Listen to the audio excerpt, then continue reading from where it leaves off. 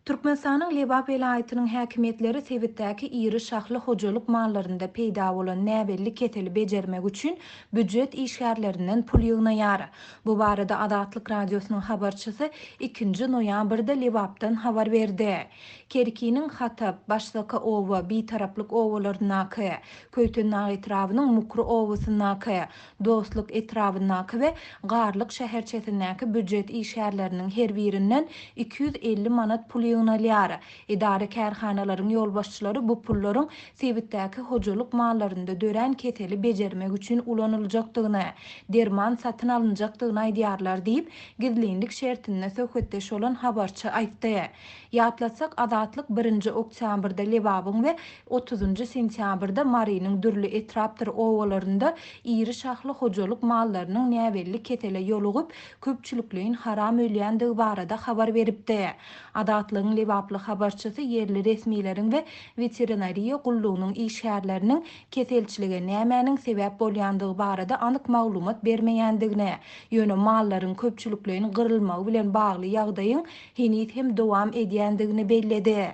İri şahly mallaryň aýaklary ysmaýar, olaryň agdyryndan ak köpük suw akýar. Bu kesel mala ýokaşanda onu badara äkidip hem ýetişip bolmaýar. Malda ysmazlyk peýda bolýar. Olary diňe soýup etini gassaplara äkidip satýarlar diýip habarçy aýtdy. Türkmen häkimetleri Lebap we Mary welaýatlarynyň mallarda peýda bolan bu keselçilik barada dymyşlygyny dowam etdirýärler.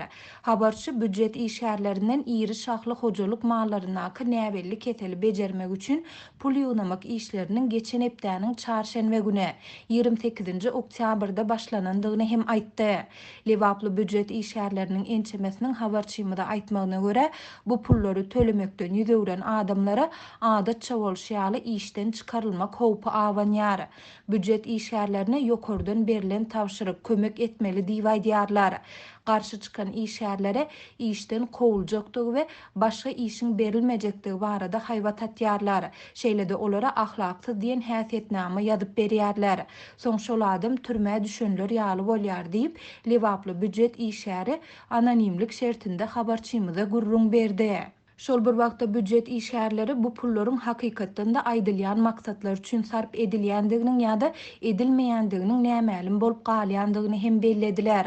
Bu pullar resmi nama düzedilip ýygnalmaýar, dilden berilen görkezme esasynda toplanyp alynýar. Şonuň üçin olaryň nire gidýäni belli däl. Bu barada resmi nama ýok diýip büdjet işgäri aýtdy.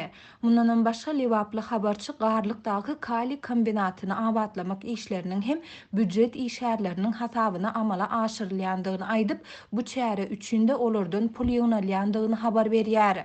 Köýtendäk, Kerki we Hojamad etraplarynyň büdjet işgärleri ýanwar aýyna çenli her aý öz zähmet haklaryndan 1000 manat tawşyrmaly edildi. Edara ýolbaşçylary bu pulun kali kombinatyny abatlamak üçin ulanyljakdygyny aýdýarlar diýip habarçy belledi. Adatlyk radiosu baýdylanlar barada Lebap welaýat, Kerki, Köýtendäk, Dostluk we Hojamad etrap häkimliklerinden şeýle-de Garlykdaky kali kombinatyndan goşmaça maglumat alyp bilmedi. Türkmenistanda büdjet işgärlerinden dürli maksatlar üçin pul ýygnalmagy Adatlyk radiosynyň habarçylarynyň maglumatlaryna görä adaty bir ýagdaýa öwrildi. Olardan otowlary abatlamak, prezidentiň portretini täzelemek, buğday we gowaça ekişi, çürtüm we ýygym işleri hemde beýlik maksatlar üçin ýylyň dowamında ençeme gerek pul ýygnalýar. Oktyabr aýynda Mary welaýatynyň büdjet edaralarynyň işgärlerinden ýurdun Milli Gyzyl Ýarym Aý Jemgyýeti üçin pul ýygnalýandygy ma'lum boldy. Lebap welaýatynda it penahanasyny gurmak üçin Fara etrawynyň mekdepleriniň, sport mekdepleriniň, saglyk öýleriniň, keselhanalaryň, polisiýa edarasynyň ähli işgärlerinden aýlyklaryna görä 200-500 manat aralygynda pul ýygnalýar diýip Adatlygyň habarçysy sentýabrda habar beripdi.